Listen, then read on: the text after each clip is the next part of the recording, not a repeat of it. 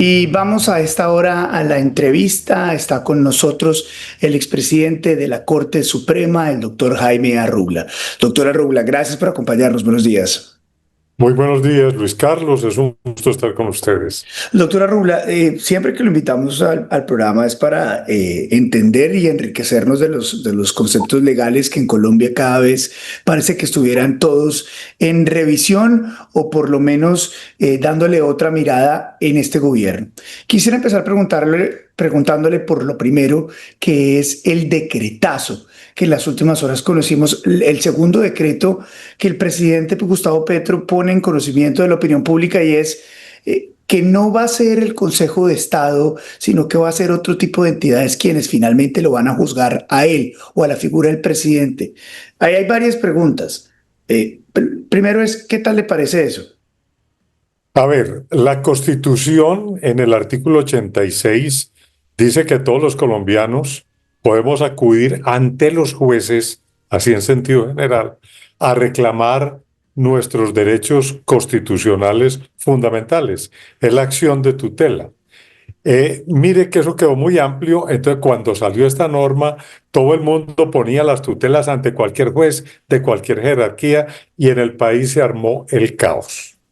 En el gobierno de Pastrana, siendo yo secretario jurídico de la presidencia y ministro el doctor Rómulo González, por iniciativa de él, citó a todos los presidentes de las cortes y nos pusimos de acuerdo en un reparto para acabar con ese caos. No en discutir la competencia, que es de todos los jueces, sino en un reparto organizado.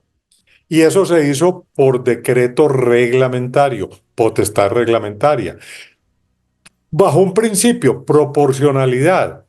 Obvio que a los altos dignatarios del gobierno, cuando vayan a ser tutelados por abuso de poder, por violar derechos fundamentales, presuntamente, le correspondía al Consejo de Estado. Los tribunales, a la Corte Suprema de Justicia. Y eso se viene aplicando desde ese entonces. Eso fue por allá en el año 2000. O sea, llevamos 25 años aplicando eso y no había habido ningún problema. ¿Que se puede cambiar? Claro que se puede cambiar porque es potestad reglamentaria Sí. del presidente de la República.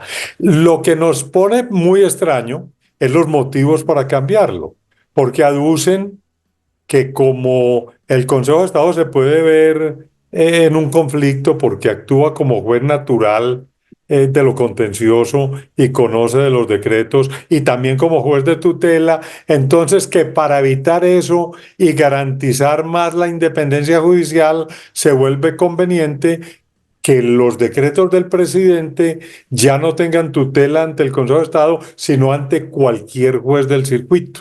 Primero que todo, nunca había pasado ningún conflicto Sí. que yo conozca. Y segundo, esto es volver al caos que tratábamos de organizar. Yo creo que en el fondo lo que hay Sí. es una incomodidad con el Consejo de Estado porque le ha dado muy duro por vía de tutela a muchos de esos decretos presidenciales. Mm. Entonces encontraron la manera más bien de pescar en río revuelto, irse para el circuito a ver si les da mejores dividendos ante tantos jueces del circuito y no ante el Consejo de Estado, que es un alto tribunal que ya tiene unas líneas muy claras en su jurisprudencia. Efectivamente, ¿por qué el presidente? Pues usted no lo deja claro. Primero puede, ¿cierto? Puede.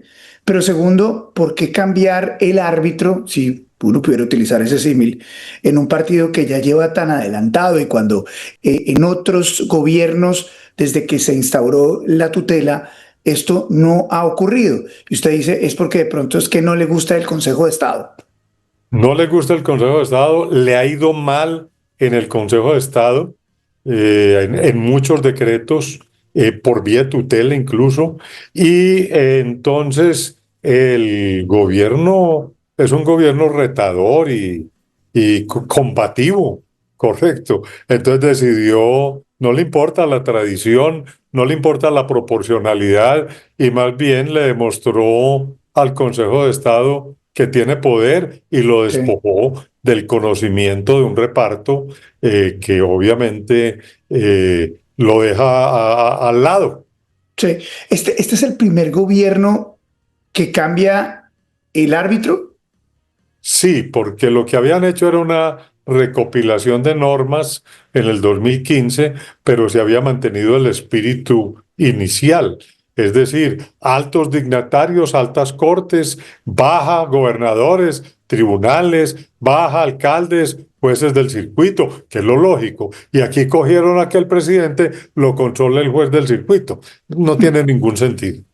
Eh, ¿Por qué queda esto, digamos, susceptible a que un presidente lo defina por decreto y no queda en la Constitución? A ver, el presidente tiene lo que la Constitución le concede, que es la potestad reglamentaria. ¿Qué Sí. es la potestad reglamentaria? No es una función legislativa, es poder llevar a la práctica las normas, llevarlas a su aplicación Ujú. práctica. Eso es lo que llama la potestad reglamentaria que siempre ha tenido el presidente de la República, incluso desde la constitución anterior. Y la nueva constitución del 91 mantuvo, y eso es una cosa universal. El presidente en la potestad reglamentaria no se puede contradecir la ley. Él simplemente da los instrumentos para llevarla a la práctica, para llevarla a cabo. Eso es la potestad Mm. reglamentaria. Lo que hizo el decreto de Rómulo González, llamémoslo así, que fue el creador de ese decreto, el primero, no fue contradecir la Constitución, fue poder dar el instrumento, y por eso se llamó una estrategia de reparto, no de asignación de competencia, sino de reparto. Entonces digamos que el presidente dice, yo estoy haciendo lo mismo, estoy Claro. asignando un reparto, no estoy modificando la Constitución ni la ley, estoy modificando el decreto que asignó el reparto y por otro decreto, y yo soy Claro. competente para ello. Eh, muy interesante este segundo decretazo. Doctora Rubla, otro tema importante legal, jurídico en Colombia es lo que se empieza a barajar como la posibilidad de que el expresidente Álvaro Uribe pudiera eventualmente desear o alrededor de él hubiera deseos para que él fuera fórmula vicepresidencial. Y ha habido críticas también en las últimas horas. ¿Eso se puede? A ver, analicemos, porque este es un punto de controversia, Sí. analicemos las dos tesis Ujú. rápidamente. Sí. Primera, la tesis de que no se puede. ¿En qué se fundamenta? Primero que todo, en que la Constitución dice en forma muy clara, en el artículo 197, de que quien haya ejercido la presidencia no puede volver a ejercerla, no se permite la reelección. Y segundo, que el artículo 202 de la Constitución dice que el vicepresidente en Colombia no tiene sino un propósito, reemplazar al presidente en sus faltas temporales o absolutas. Luego, si el vicepresidente es para reemplazar al presidente y quien fue presidente no puede volver a ser presidente, pues ningún sentido tendría que un es presidente se lance a la vicepresidencia, porque no podría cumplir con la finalidad. No es que exista una norma que Mm, diga que quien fue presidente no pueda ser elegido vicepresidente, no. entiendo. La norma lo que dice es que quien fue presidente no puede volver a ser presidente y la única función del vicepresidente es reemplazar al presidente. Dice la Constitución que el presidente lo puede nombrar ministro o en cualquier cargo público, Claro. pero esto es una cosa distinta. Entonces, digamos que esa es la primera tesis. Sí. Hagamos de abogado del diablo y hablemos de la segunda. Sí. ¿Cuál sería la segunda? Sostener que un expresidente sí puede ser, no presidente, pero sí vicepresidente. Primero que todo, porque la Constitución no tiene una prohibición expresa. Y Ujú. segundo, porque el vicepresidente electo tiene vocación de llegar a la presidencia, pero en principio no la va a ejercer, porque él solo la ejercerá si falta el presidente. Entonces él puede ser nombrado ministro o en cualquier otro puesto, y el día en que falta el presidente no va a poder asumir, tendrá que renunciar para que el Congreso elija otro vicepresidente. Entonces aquí es donde vienen las cábalas. Claro, Sí claro. vale la pena desgastar una personalidad tan importante, cualquiera que haya sido presidente de la República, en una cosa que parece más como a una estrategia de arrastrar a otro, correcto. Claro. Sí se justifica tanto sacrificio, someter a una persona con esa dignidad de expresidente a que aparezca como si estuviera haciendo una especie Claro. de oportunismo, correcto, porque se sabe que no va a poder llegar a ejercer la presidencia y que de pronto se está prestando es para jalar a otro y de pronto pues es desviar de la finalidad de las instituciones. Ahí tiene usted Claro. las dos tesis para que los colombianos las analicen a su leal saber y entender. Doctora Rula, y impecable, impecable la explicación. ¿Y usted por cuál de las dos tendencias se iría o siente que es la correcta?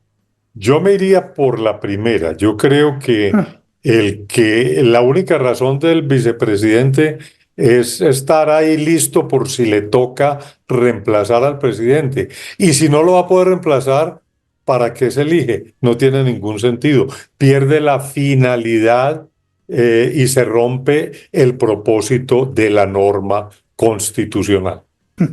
Pues doctora Rula, como siempre, es un placer tenerlo acá en Vélez por la Mañana en nuestro programa. Aprendemos muchísimo de usted. Es usted muy amable, muy gentil. Ha sido un gusto, Luis Carlos. Un abrazo, gracias. Esto es Vélez por la Mañana, lo que pasa, lo que importa, lo que otros no cuentan. Y recuerda, suscríbete acá a mi canal de YouTube. Cuéntale a tu familia, a tus amigos que tenemos noticiero en tu bolsillo. Vélez por la Mañana a las 7 de la mañana. Suscríbete.